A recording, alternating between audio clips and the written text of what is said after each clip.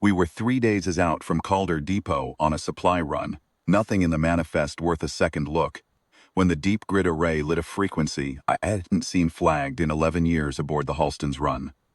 Joint Survey Band 7. The kind of channel that gets one line in the reference manual and nothing else because nobody certifies anything on it anymore. I pulled the burst up on the secondary console and read it twice before I called it forward. It wasn't clean.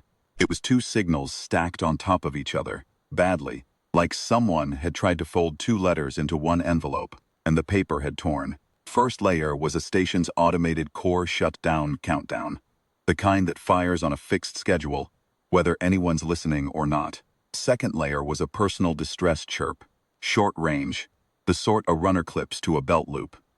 Both signals had passed through the same relay node on their way out, and the node was old enough that it had stopped telling them apart. It had folded them together and pushed the result onto the only open frequency it still recognized, which happened to be ours.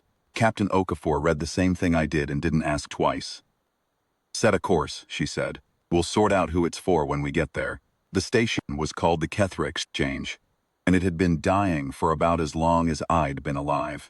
140 years ago, it had been a trade hub, built under a joint infrastructure agreement that put Terran-rated reactor housings in its spine, which was the only reason Joint Survey Band 7 had ever been wired into it at all. The compact had stopped using the band generations back. The exchange's systems hadn't gotten the memo, because nobody had ever gone in to give it one. What was left of the exchange, by the time we came alongside it, was 4 kilometers of dead promenade, lit by emergency strips and scavenger torches. The final core shutdown was 9 days out. Everyone with anywhere else to go had already gone. What remained were people who'd stayed to strip the place before the lights went out for good.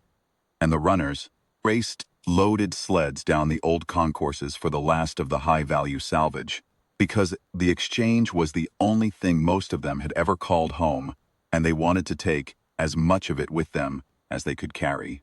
On approach, we got a long look at it through the forward scope. It had been a marketplace once. You could still read the shape of it in the bones.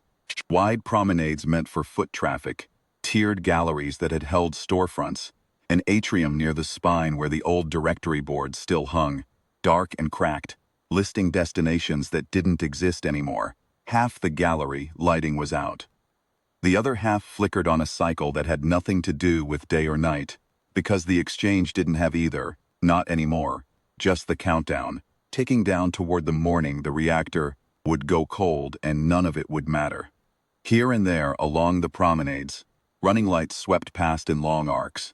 Sleds, moving fast, cutting corners that had once been window displays. Nobody on the exchange was wasting daylight they didn't have. We found the dockmaster waiting on the only working platform. Her name was Yura Voss, and she ran what passed for order on the exchange's remaining ring. Fuel allocation, berth assignments, the evacuation manifest. Nobody had finished. She looked at the Halston's run like she was doing arithmetic that wasn't coming out right. "We didn't call anyone," she said. "Not off-station. There's nothing for off-station to come for." "2 signals came off your relay about 40 minutes ago," I told her. "One of them was your shutdown countdown. The other was a personal beacon, short range." She went very still. "Tem," she said, "that's my daughter's. She's running the long concourse today. The far end's been collapsing for a week."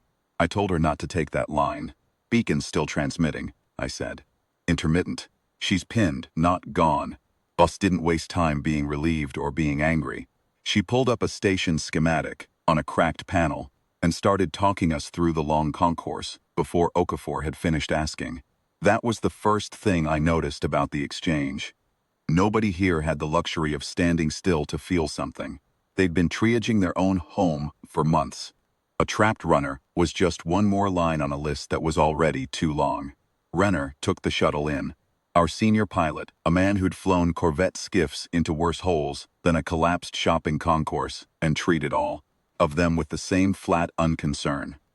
I went with him because I'd read the relay logs, and I wanted to see the fold in the signal with my own eyes, in case anyone asked later how 2 unrelated transmissions had ended up looking like one mass casualty distress call from 40 light minutes out. The long concourse had been once The kind of place built to make people want to spend money in it. Wide enough for crowds, arched overhead, storefronts on both sides for half a kilometer. Now the arches were buckling in sections, the storefronts stripped to their frames, and, somewhere under 40 meters of fallen gantry, a 16-year-old girl named Tem Voss was sitting next to her wrecked sled with a cracked rebreather, sending the same 8-second chirp on a loop because it was the only thing her gear could still do. The shuttle's lights threw long shadows down the wreckage as Renner brought us in low over the collapse. Reading the structure the way a man reads a familiar room in the dark, half the gantry had come down clean in slabs. The other half was a tangle of support beams and conduit that had folded over itself like cloth. Tem's chirp was coming from somewhere underneath the tangle, not the slabs, which Renner said was the only good news in the whole picture. Slabs didn't leave gaps, tangles sometimes did. Took Renner 40 minutes of careful work with the shuttle's cutting rig to open up a gap wide enough to get her out. The way he did everything. Without comment, cutting one beam and testing the shift in the wreckage before cutting the next, until there was a space a person could be pulled through. Tem came through dust-covered, favoring one leg, swearing at the sled she'd lost more than at the gantry that had nearly killed her. When she saw the shuttle's markings, she stopped mid-sentence. "You're not compact," she said.